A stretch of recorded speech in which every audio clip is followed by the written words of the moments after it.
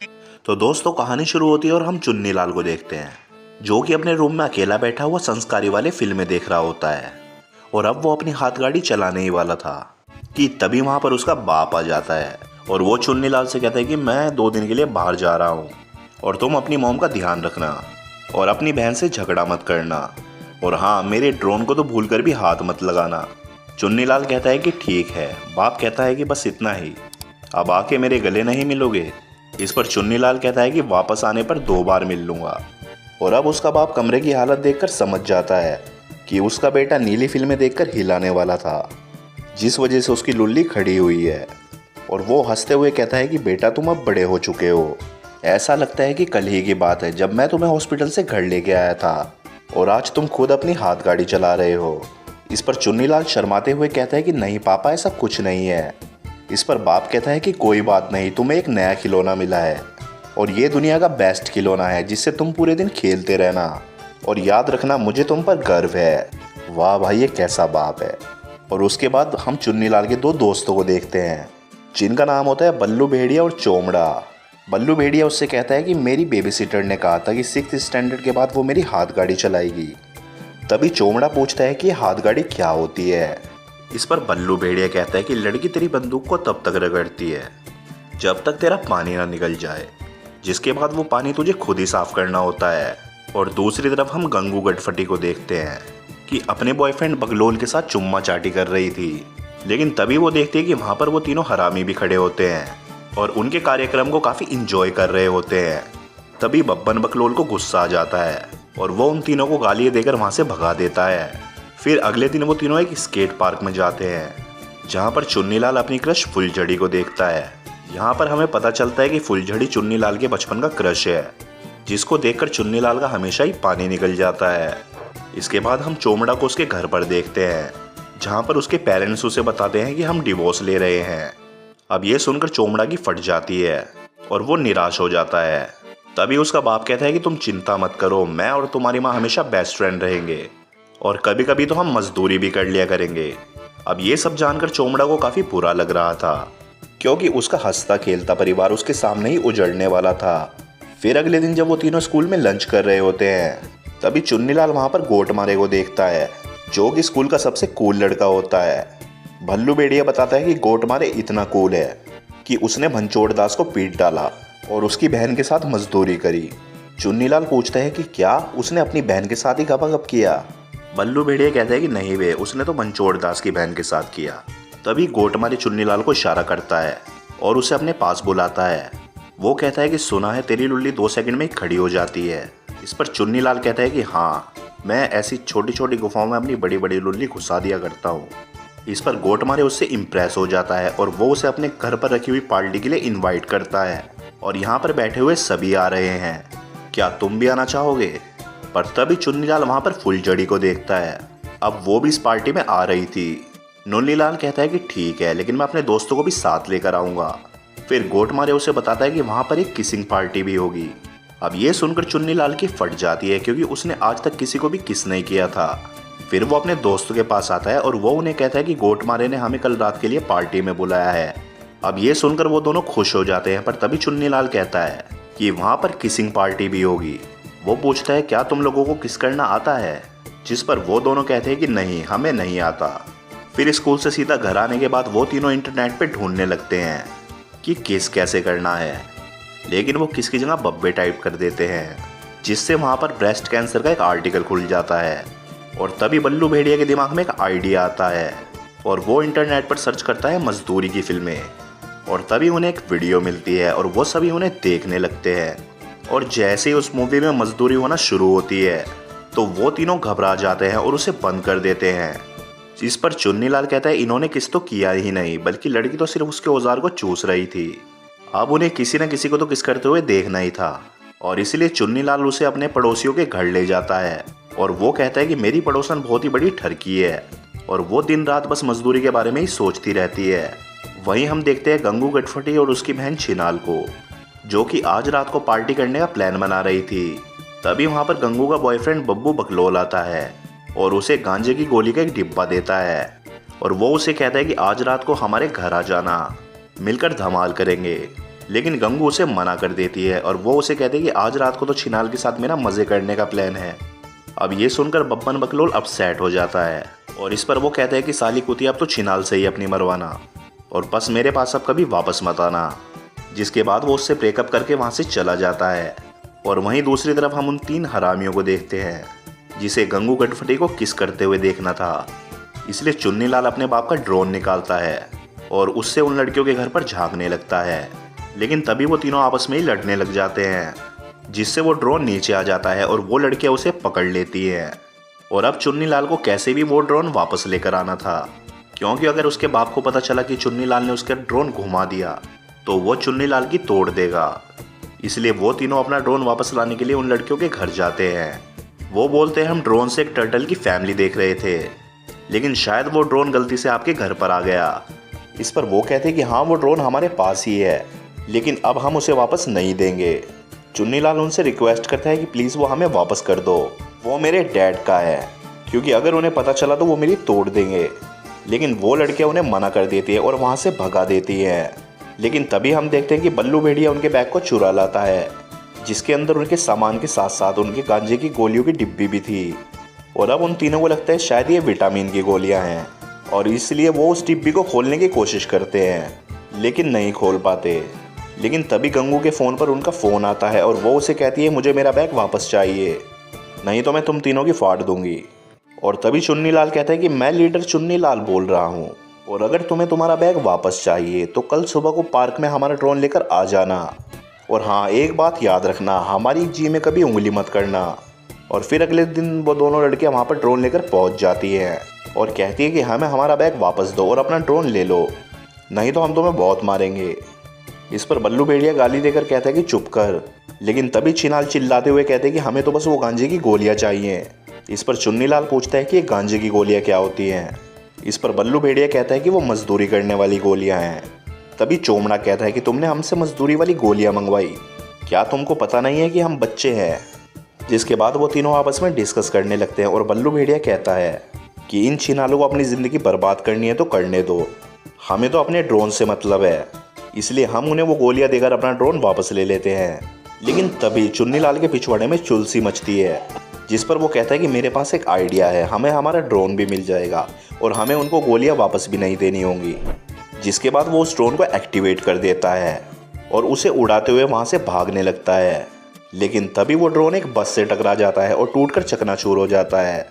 अब उनको कैसे भी एक नया ड्रोन खरीदना था, लेकिन उनके पास इतने पैसे नहीं थे कि वो एक नया ड्रोन खरीद सकें। पर तभी बल्लू भेड़िया को एक आइडिया आता है और वो उनसे कहता है कि मेरे पास कुछ ऐसा है जिससे हमें पैसे मिल जाएंगे। जिसके बाद हम देखते हैं कि बल्लू भेड़िया एक आदमी को अपने घर पर बुलाता है, जो कि अपनी हाथ गाड़ी चलाकर थक चुका था, क्योंकि उसकी चूतियों जैसी शक्ल होने की वजह से उससे कोई भी लड़की पटती नहीं थी।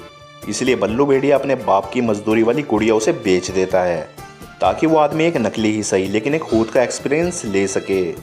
और अब उन तीनों के पास एक ड्रोन लाने के पैसे आ चुके थे और इसीलिए वो तीनों ड्रोन लेने के लिए उस शॉप की तरफ निकल पड़ते हैं।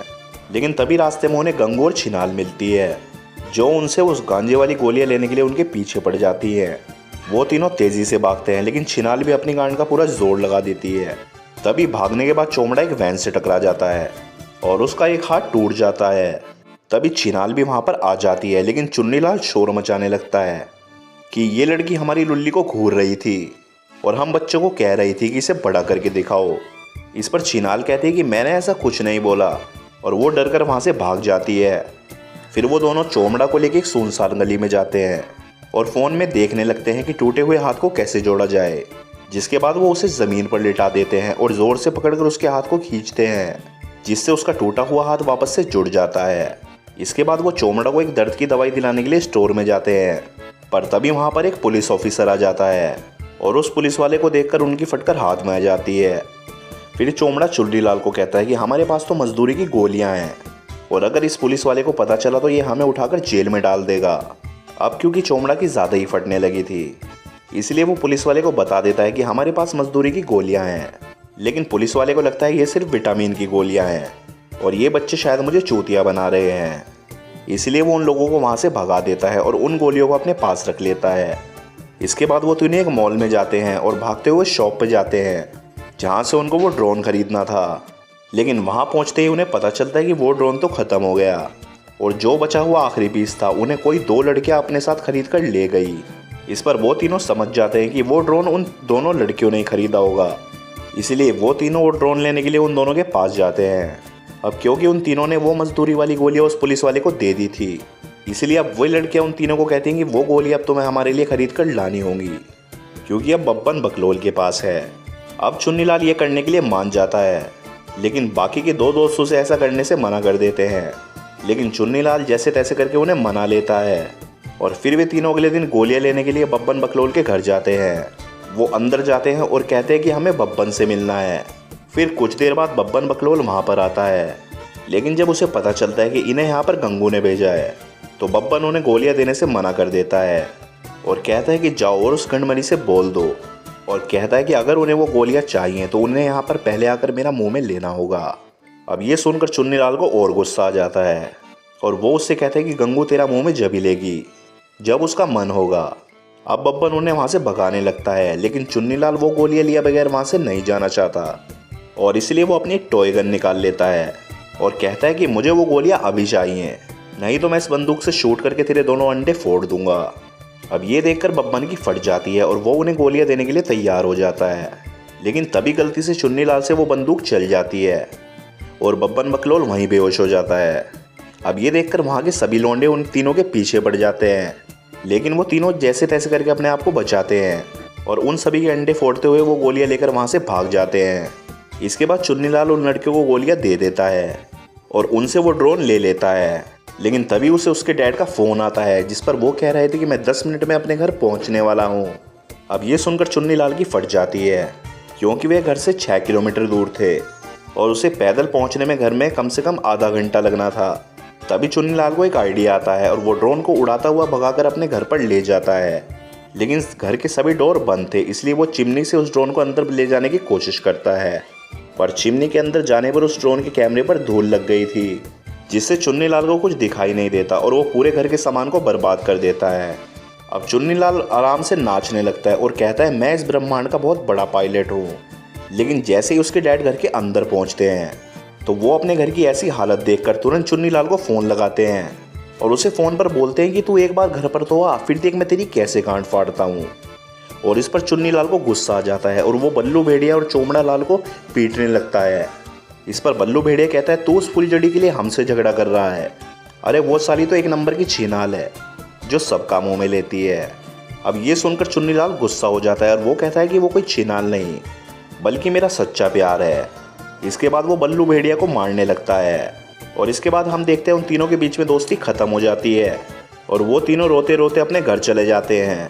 लेकिन घर पहुंचते ही चुन्नीलाल का बाप उस पर बरस पड़ता है और कहता है चूतिया अब से तेरा 1 महीने के लिए घर से बाहर जाना बंद, और यही नहीं दोस्तों से मिलना बंद, मजदूरी की फिल्में देखना बंद, और साले अब से तो मुझे अपना बाप भी मत कहना।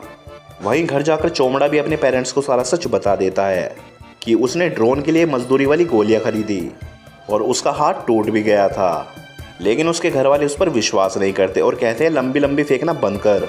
फिर उसी रात हम चुन्नीलाल को देखते हैं जो कि उदास बैठा हुआ था, क्योंकि उसे आज रात को पार्टी में जाना था, लेकिन वो पार्टी में नहीं जा पाएगा।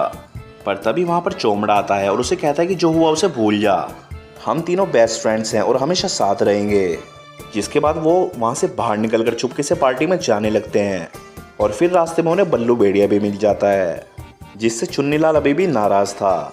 लेकिन चोमड़ा जैसे तैसे करके उन दोनों में दोस्ती करा देता है और इसके बाद वो तीनों उस पार्टी में आ जाते हैं। लेकिन पार्टी में पहुंचकर वो तीनों देखते हैं कि यहाँ पर तो हवस का नंगा नाच चल रहा है। तभी वहाँ पर फुलझड़ी की बहन वहाँ पर छिपकली आ जाती है और चुन्नीलाल को फुलझड़ी से मिलाती है। फुलझड़ी को भी चुन्नीलाल पसंद आ जाता है और उन दोनों के बीच काफ़ी अच्छी दोस्ती हो जाती है। और इसके बाद किसिंग गेम शुरू होता है और उन तीनों को आपस में किसिंग करते हुए चोमड़ा को बड़ा अजीब लगता है और इसलिए वो ऊपर जाकर वीडियो गेम खेलने लगता है। और फिर गेम वापस शुरू होता है और बोतल स्पिन की जाती है, लेकिन इस बार वो बोतल बल्लू भेड़िया और फुलझड़ी पर रुकती है। इसका मतलब अब बल्लू भेड़िया को फुलझड़ी को किस करना था, लेकिन फुलझड़ी तो उसकी भाभी लगती थी और इसलिए वो उसे किस करने से मना कर देता है और वहाँ से जाने लगता है। अब ये देखकर सभी लोग उसे फट्टू फट्टू बुलाने लगते हैं, लेकिन तभी चुन्नीलाल उसके पास आता है और वो उससे कहता है कि तू फट्टू नहीं है और उन चूतियों की बातों पर ध्यान मत दे। पर तभी बल्लू भेड़िया भी कहता है कि तू इन चूतियों वाले की गेम छोड़ दे और सीधा जाकर अपनी होने वाले आइटम को किस कर। जिसके बाद सीधा चुन्नीलाल फुलझड़ी के पास जाता है और उससे पूछता है क्या मैं तुम्हें किस कर सकता हूँ। फुलझड़ी कहते हैं कि हाँ जल्दी करो। और उसके बाद वो दोनों एक दूसरे को चूसने लगते हैं और यहीं से ही उन दोनों की लव स्टोरी की शुरुआत हो जाती है। फिर फिल्म के लास्ट सीन में हम देखते हैं बल्लू भेड़िया को गाना गाना बहुत पसंद था और इसलिए वो एक सिंगर बन जाता है। वहीं चोमड़ा को लोगों की हेल्प करना पसंद था तो वो अपने स्कूल के एक ग्रुप को ज्वाइन कर लेता है जो कि उन बच्चों की हेल्प करते हैं जिन्हें स्कूल में परेशान किया जाता है। और वहीं पर हम चुन्नीलाल को देखते हैं जिसका कुछ ही दिन में फुलझड़ी के साथ ब्रेकअप हो जाता है। जिसके बाद वो छिपकली को अपनी गर्लफ्रेंड बना लेता है, लेकिन कुछ दिनों बाद छिपकली भी उसे छोड़ देती है और एक लड़की के साथ अपनी गुफा से गुफा रगड़ने के लिए चली जाती है। जिसको देखकर चुन्नीलाल बहुत रोता है, लेकिन आखिर में उसे एक और लड़की मिलती है जो उसे कभी छोड़कर नहीं जाती। वहीं ये तीनों हरामी दोस्त हमेशा साथ रहते हैं और आगे चलकर और भी बकचोदी वाले कारनामे करते हैं। और इसी के साथ ही ये मूवी यहीं पर ख़त्म हो जाती है।